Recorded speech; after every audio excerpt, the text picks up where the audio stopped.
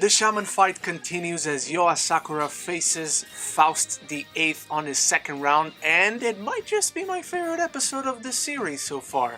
Let's talk about it! Yo's journey to become the Shaman King continues as he meets the seemingly innocent and nice Faust the 8th, but things soon turn out for the darker when Faust decides he wants to examine Manta and open him up.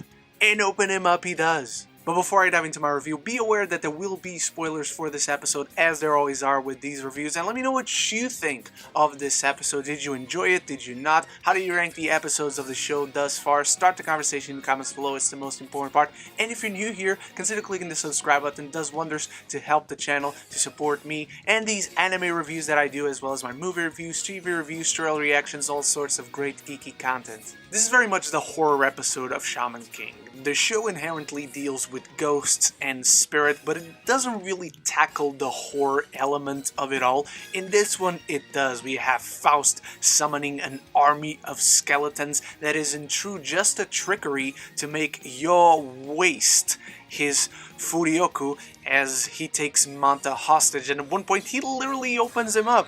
We don't see Manta's guts out in the open, but we see Faust cutting him and a bit of blood goes into his face, and I thought that was just graphic enough for a show that has to be welcoming to kids, because it leaves it open to the imagination. Like, whatever we can imagine that Manta's guts look like, it will be much worse and much more frightening than whatever they could show us in animation. But it's also a great way, narratively speaking, to have Yo personally invested in this fight, and he rushes too much into it. Yo doesn't really rationalize or strategize throughout this fight. He's just so emotionally invested because Manta, his dear friend and his only friend, is in danger. It's a really great way to put our character at a disadvantage. So this not only gives great layers to Yo as a character, it gives a lot of meaning to Yo and Manta's friendship, but it also shows that Faust is a terribly smart guy. Or maybe the better way to describe it would be morbidly smart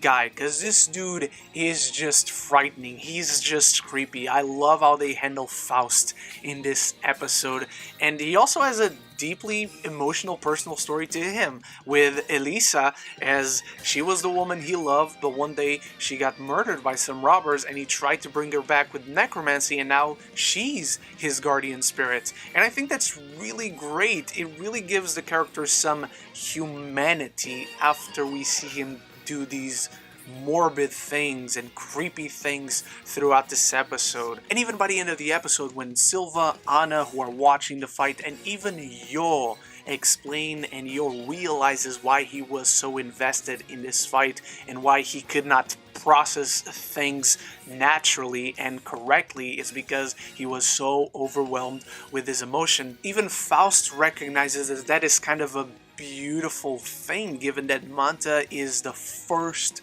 friend, human friend, that Yo has ever had, but Yo turns the tables on Faust, and now Faust is the one that's gone nuts because Yo just insulted the love of his life, and now Faust is not stopping, even though he wins this fight by the end, but he summons this big skeleton, is going crazy.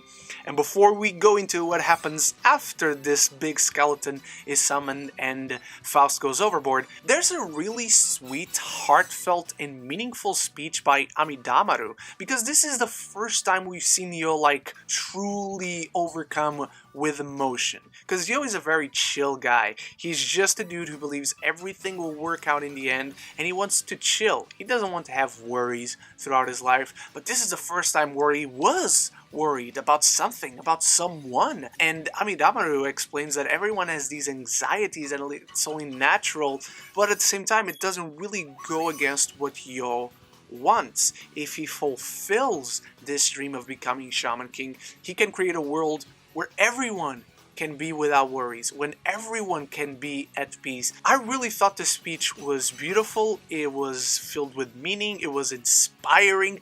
I really love this episode and what it does with its horror elements on the surface, But underneath that, it is a character piece about Yo and Manta's friendship, about Yo's motivations, about anxieties and worries in life, and I just think this episode does it all really freaking well. But the episode ends focusing on something I really like when episodes of TV shows do this, and that is ending this episode's story, opening up to what will happen next week. And what happens next week is that when Faust summons that big skeleton, he's about to get to Yo with that big hand, but boom, Tao Ren steps in with his steroid horse, and he talks about these skeletons must have not drinking milk when they were alive, and he drinks 3 bottles a day.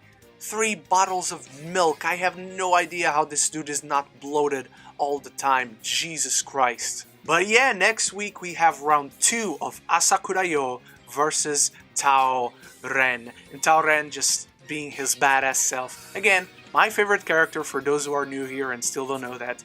He's the fucking best. I fucking love Tao Ren.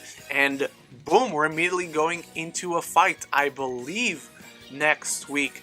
Though we should let Yo rest a bit because he was cut on the side. He has been psychologically tortured throughout this episode. So those are my thoughts on this week's Shaman King, A Form of Courage. Best episode of the show thus far, I think. I just fucking loved every single thing about it. I could spend hours analyzing it. But what did you think? Throwing it over to you. Let me know in the comments below. Start the conversation. It's the most important part. And if you've watched this far but still haven't subscribed, consider clicking the subscribe button below. It helps me a lot. It helps the channel. And you know what? If you ever get tired of my face or my voice, you can always unsubscribe. It's all fine and dandy. Later today, I'll have a review for The Woman in the Window. And coming next week, press screenings start again. So expect many more reviews that week as well. I hope to see you soon, and so until then, love each other and love the movies.